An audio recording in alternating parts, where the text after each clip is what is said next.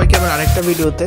তো যেহেতু তোমরা জানো যে কলকাতা সফর চলছে, কলকাতা ব্লগস চলছে, সেই অনুসারে আজকের আমাদের প্ল্যান ভিক্টোরিয়া মেমোরিয়াল যাওয়ার। তো সরাসরি সকাল সকাল আমরা সেজেগুজে বা স্নান টান করে বেরিয়ে গেলাম সেই কলকাতা শহরের রাজপথ ধরে, যে রাজপথে রেখা রয়েছে বিভিন্ন ধরনের ঐতিহ্য এবং কলকাতার হৃদস্পন্দন। তো সেই ক্ষেত্রে এটা দেখছো, এই যে শহরের মধ্যে এখন আমরা দাঁড়িয়ে রয়েছি যে ইডেন গার্ডেন, সেই ইডেন গার্ডেন থেকে আমরা বেরিয়ে সোজা টিকিট নিয়ে নিলাম।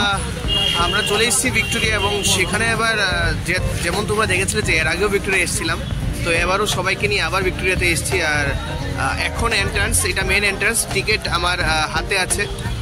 সবটা ভিতর ঘুরতে গেলে 50 টাকা, এবং শুধু যদি চত্বরটা মানে গ্রাউন্ডের জায়গাটা ঘুরতে হয় তাহলে 30 টাকা। তো আমরা সবটাই নিয়েছি। ভিতরে ঢুকবো এখন এন্ট্রান্স থেকে, টিকিট চেক করবে এখানে মিলিটারি দেখা যাচ্ছে, এবং সবটা ব্লগ তোমাদের সঙ্গে থাকো আর সবটা দেখতে থাকো। টিকিট চেক করা মাত্রই সোজা চলে গেলাম ভিক্টোরিয়া মেমোরিয়ালের ভিতরে।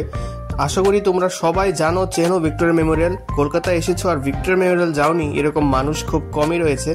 তো সেই ক্ষেত্রে ফ্যামিলিকে নিয়ে আবার চলে গেলাম ভিক্টোরিয়া মেমোরিয়াল। আর এই হলো মহারানী ভিক্টোরিয়া, আর তার ভিতরটা কিছুটা দেখতে এরকম। যারা যারা এখনও যাওনি, ইতিহাস বিজড়িত এই ভিক্টোরিয়া মেমোরিয়ালের একবার অবশ্যই তোমাদের যাওয়া উচিত। এবং এই যে ভিন্নধর্মী প্রাসাদ, সেটা কিন্তু ভারতের মধ্যে অন্যতম একটি পুরনো ঐতিহ্য বলে চলে। তো সেক্ষেত্রে এটা মিউজিয়াম, আর সবটাই ভিতরের নানান ইতিহাস সব কিছু জানতে পারবে। এবং সেক্ষেত্রে কিন্তু আমিও পরিবার নিয়ে চলে গিয়েছিলাম সে ভিক্টোরিয়া মেমোরিয়ালের ভিতরে। বাইরের জায়গাটা এবং ভিতরের জায়গাটা দেখতে কিছুটা এরকম। আর কথিত আছে যে এটা কিন্তু বহু পুরানো একটা ঐতিহ্য ভারতের। আর সেক্ষেত্রে কলকাতার মধ্যে উল্লেখযোগ্য স্থান নিয়ে রয়েছে এই ভিক্টোরিয়া মেমোরিয়াল। এখানে আসলে যেভাবে তৈরি করা হয়েছে সম্পূর্ণ মহলটাকে, সেই মহলটা কিন্তু পাথরের তৈরি।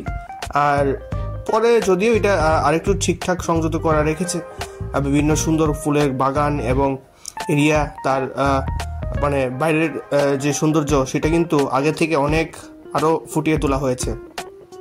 আর একটা শ্যুট নিয়েছিলাম তো সেক্ষেত্রে আমরা বেশ 2-3 ঘন্টা ঘোরার পর বেরিয়ে গিয়েছিলাম। বেরিয়ে দেখছি এখানে একটা কাঁঠাল আছে, আর যেটা দেখে আমরা অনেকে আনন্দিত। আর একটু বাচ্চামি করেছিলাম আমরা, সেগুলো দেখতেই পাচ্ছ। তো সেক্ষেত্রে এখান থেকে সোজা বেরিয়ে গেলাম একটু শপিং করব ভেবে। তো আমরা বড়বাজারের উদ্দেশ্যে বেরিয়ে গেলাম, মানে বড়বাজার, যেটা কলকাতার অন্যতম একটি বিশাল মার্কেট।